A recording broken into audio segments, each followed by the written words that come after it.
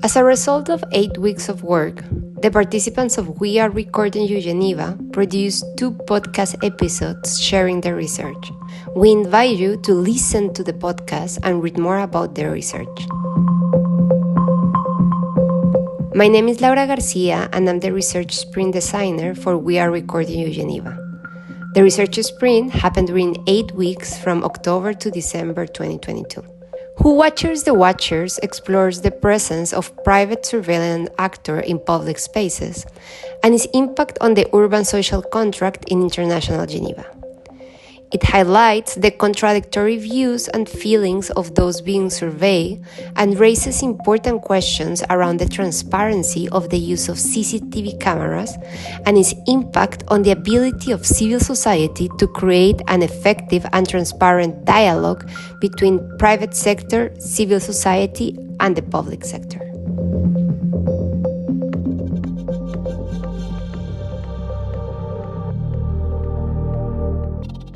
Prochain arrêt, Nation.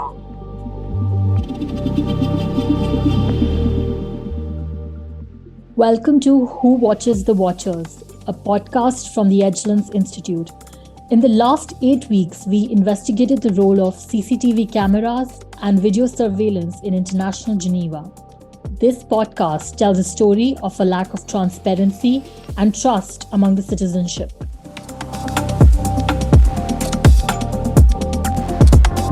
The purpose of the sprint was to give young people the opportunity to learn how the insecurity of the city, digital surveillance, and power structures affect them, as well as prepare them to conduct their own project on security and surveillance in Geneva. So, Deandra, could you explain to us what your concept of international Geneva is? For me, International Geneva is the home to a lot of the core work of international institutions. Approximately 35,000 people work in the International Geneva space, and they're divided between 179 states represented by permanent missions, 39 international organizations, and 432 non-governmental organizations. Looking at International Geneva specifically for where it is, the organizations are concentrated around Maison de la Paix and the Avenue de France and the Route de Fresnay. And it's basically a huge stretch of road where all the international organizations are situated. Right, so it can almost be considered like a hub of international cooperation. With International Geneva representing this hub of dialogue, I think this is one of the aspects that has prompted us to undertake this research. So with digital surveillance, that dialogue, the possibility of knowing who is accounted for and who has the power to see what you're doing in public spaces or even private spaces, that interaction, even with law enforcement agencies, is taken away. So, for example, if you have a police officer watching you, you still have that form of interaction, you can have that reactivity. Whereas with digital surveillance, the inability to act upon who is behind those cameras really restricts the purpose of the dialogue that is the essence of the area. Yeah, for sure. Ushita, would you like to highlight what the Excellence Institute role here in this environment would be or is? Sure. So Excellence, moved by its curiosity to understand the role of digital technologies and security in Geneva's urban social contract, it conducted a research that pointed out how the topic of security and safety in Geneva is reserved to expert circles, which raises some concerns in terms of transparent governance, and also how the rapid digitalization of society and the over-collection and processing of data about individuals is raising concerns about the risks and consequences created by surveillance. The prominent role of the private companies in digital-mediated urban life is also focused upon by the Excellence Institute. So for the purpose of this podcast, we're focusing on this last topic. We want to explore the private video surveillance of public space and the use of CCTV cameras in international Geneva. So we conducted a survey interviews and participant observations of the many ways people experience and relate to the CCTV surveillance in this part of Geneva. To start understanding exactly how surveillance is experienced in the so-called International Geneva, we decided to ask the very people that participate in that region on a daily basis what their experience is like. Do you know how many private CCTV cameras there are in International Geneva? International Geneva being this big road here with all the organizations. No, I don't. No, I have no idea. No, I don't. Not exactly numbers, but I see them around. To be honest, I haven't really noticed or looked it up. Do you feel safer around CCTV cameras? I think yes. I mean, not safer in the moment, but then if something happens to me, I guess to know that afterwards there's gonna be some footage to identify someone or something. I think it's give me a feeling of safety. I mean, maybe I'm not entirely comfortable with the idea that I'm constantly being monitored, someone could be just sitting there and watching everything. But then to some extent I think instances where you lose things in private or you have some sort of crime, it's very useful to have some sort of recorded evidence that this happened here, and it's kind of easier to just get information like that. So in that cases, Yes, I think it provides some sense of security. At least there's somebody who's watching everything that's going on around you. So to that extent, I think that it provides some sense of security. Do you know who's monitoring the use and the footage of these CCTV cameras? I believe the government and the police, but I'm not sure who else are having the access to the cameras. No, I don't. Hopefully the police department. I don't exactly know who does that in Geneva, but I really hope it's the police department. No, I don't. But I imagine might be the security apparatus within Geneva. So our research or our problem, the problem that we were looking at, is really private security surveillance in public spaces. And what we were really interested in was this lack of information on the amount of cameras, how many cameras, whether they're private or public, but specifically looking at private security surveillance, there really isn't a lot of information out there or information about specifically how many private security cameras are operating in public spaces. And for us, I think this really represents a huge transparency and accountability issue, because how can you hold an entity accountable if you don't know exactly where they're operating? And what makes this even more complicated is, how do you hold a private company responsible while they're operating in a public space? And public, usually we think about it as government. So it's the government operating with private security companies or private security surveillance companies and giving them these contracts to operate in these public spaces. How does that public-private partnership then hinder transparency and accountability? So that's really the issues that we are looking at, and specifically, as we previously mentioned, in International Geneva, and how that kind of affects our everyday lives.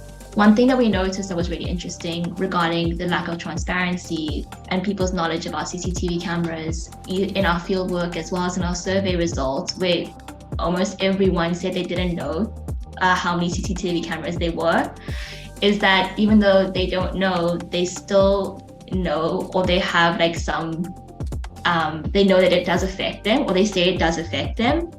And this was evident when we asked them if they were jaywalk, if there was a camera around, and they said no.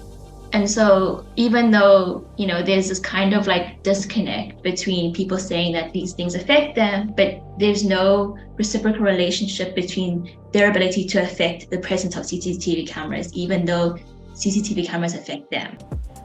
Bouncing off what Deandra is saying, another interesting point that we saw on how people reacted to those cameras is that there seemed to be a variation in the way in which people thought they would react to a CCTV camera in a private space versus public or workspace. Workspace was the term actually used by a few respondents separately. It wasn't very clear what the private space was. It wasn't very clearly defined by the respondents, even when we pushed on that question. I think this was also interesting to me that when we asked who was behind the cameras, the first response, like almost by everybody, it was the police. So I think we could also add this thing of how much they trust the government or the government officials on the side, and we can add this relation also to this. Yeah, for sure. Even though the private cameras did exist. So while we were conducting our interviews, one of the surprising factor that actually intrigued me was when we asked people who were behind the cameras and surveilling them, the first spontaneous response was the police. So this actually surprised. For me, what really surprises me is like how people's answers changes. And it's not like in that moment, they're not even being, I don't know, perhaps they weren't even being watched depending on where you guys were standing, but just having that conversation and exposing them to that, even that thought of possibly being surveilled in and of itself even changes their answer right then and there. So I think that's a really powerful, I think that in itself is really powerful, and it shows how influential surveillance technology is in our behavior. Yeah, I completely agree. I also think that there's a lot of power in us asking them to think about these things and to think about how they would respond in the presence of cameras, or how they actually do feel in the presence of cameras, because I think in us asking them, it's also about trying to kind of denormalizing the question of the presence of CCTV cameras. And this goes to a strategy that I think would really help us build a better relationship to surveillance technologies. Right. And I would concur with Deandra on what she just said. And I would just like to add another point about the research, which has not yet been highlighted or talked about. One of the questions that we had asked the participants were, who wouldn't you want to be monitoring you through the CCTV cameras? And we got a very mixed response to that question, and most of them were very comfortable with who. They were not that concerned with which entity behind the CCTV camera is monitoring their footage, because they were of the opinion that they were not themselves doing anything wrong, and such surveillance or footage would help capture crimes that were committed against other people or them, or possibly themselves. So they had a very ambivalent response to this question. However, if we press the participants further, we came to realize that they themselves could not exactly articulate what it was that was causing them so much unease about the surveillance. A lot of them said that they didn't want private companies to mine their data for profit purposes. However, this was not a universal response. This was only by one or two participants. So we found it interesting that they were not really able to articulate the fear that they had associated with such cameras. It's almost like they're aware that perhaps the state in which CCTV cameras dominate the space of international Geneva might not be the best. They're not quite sure what to do with that information. And to some extent, they also accept the presence of CCTV cameras, because in their mind, it ultimately serves a security purpose. And this goes to the idea of the social contract that we think that people ultimately subscribe to when they accept the presence of CCTV cameras, even though they feel that it can be invasive, or that how their data is used is not always very clear. Because for them, ultimately, even though this thing might, be intrusive or be overbearing, it ultimately might serve the greater purpose of security for the community, or security from a retrospective sense. If someone loses something, they can always trace it back.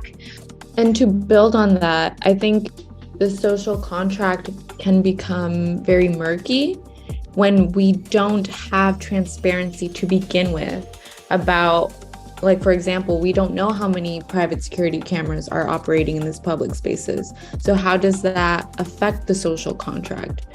If one side is not being completely transparent, and it may not be intentional, but they're still not being transparent. So how does that non-transparency from one side affect the social contract? And then we kind of go into these public spaces every single day and assume, okay, well, those CCTV cameras are operating for security purposes. But we really don't know operating them and for what purposes, because that information is lacking. So I think it's important to kind of keep that in mind when we talk about the social contract, because a contract essentially means that two or more sides are agreeing to certain conditions. But when we don't know the conditions under which we're operating because of a lack of transparency and accountability, it can be very difficult, as we have shown through these surveys and questionnaires. As Gigi was telling, I think also we can take an example of Geneva, or we could just say how questions like these or factors like these can affect cities like Geneva, international cities where there's a lot of migration, people coming from different backgrounds. How can that affect stability or how people live together? Yeah, I totally agree, because one of the common answers that came out in both our surveys and our surveys and the field interviews we did was that we asked people whether or not they cared that they were being surveilled. And one of the most common responses was that it doesn't affect me, I've done nothing wrong. And, going back to the social contract, people think that this social contract only really affects them if they're a certain kind of person, that person being like a criminal or a person that's transgressing the law. And only then, it matters that CCTV cameras were affecting them, because then it's able to capture what they've done wrong. But the thing is that CCTV cameras and surveillance technologies affect us regardless of the kind of person we are, whether or not we've quote unquote done something wrong or not.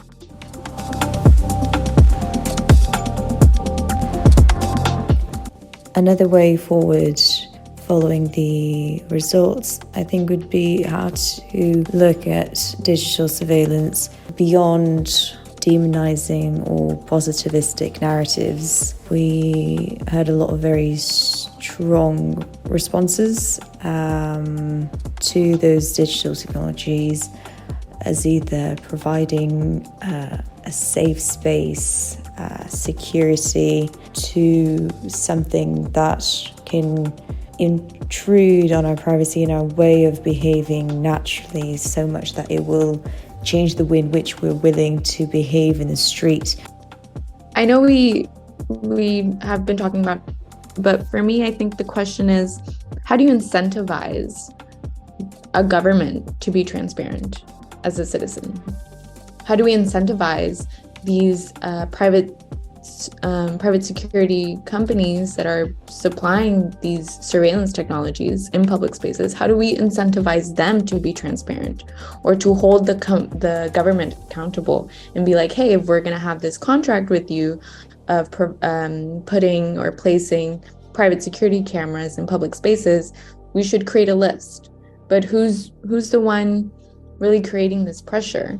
And also, if people are indifferent about these cameras, or if we've become so desensitized to this surveillance in our everyday lives, and we're not going to ask for that transparency if we see it as normal, if we take it as, no, that's for security purposes. Yes, it's great that it's for security purpose, but can we get information on who's operating it and who contracted who for that? So I think that's kind of, the way that I think about transparency is, how do we incentivize different entities, both public and private, to actually be transparent and to place accountability mechanisms for themselves, which I think is a very difficult thing to do. Yeah, I think that's true. And I think it's especially the case in International Geneva, where about 40% of people in International Geneva are not locals. And so their ability to participate in this direct democracy process, if maybe that's the route that you want to pursue, is sometimes difficult because they don't have the same voting powers that the locals do, So I think that we have to also think beyond just, let's say, direct democracy in the form of voting. How do we incentivize people to be able to have that, first of all, awareness, and then two, how do we build ways in which we can advocate for these issues outside of just legal frameworks or direct democracy procedures? Following from Gigi and Deandra's point about the need to incentivize companies to sort of reveal their motives for reveal the ways in which they collect their data and put that data to use, it could be interesting to understand the what other also possible risks that may be associated with disclosing such transparency of data, because we always look at it from the individual consumer point of view. However, there may be actual real risks associated with making such data completely transparent and accessible to the public. So I think it is worth also elaborating and discussing and researching on this point further. And this will also help us understand the incentivizing question better. A pathway to transparency and accountability is this awareness that we're doing on this podcast, in the broader Edgelens work, try and make people aware that, you know, something is happening. Because we've already spoken about how people do feel kind of dis-ease, or people are uncertain about whether or not they like this surveillance intrusion into their lives. And us asking questions about, you know, well, who's watching us? Who do we not want to watch us? I think starts to make this awareness sharper and more distinct in people's minds. And perhaps that might be a good starting point for more formalized advocacy, or just greater push for transparency from the ground up.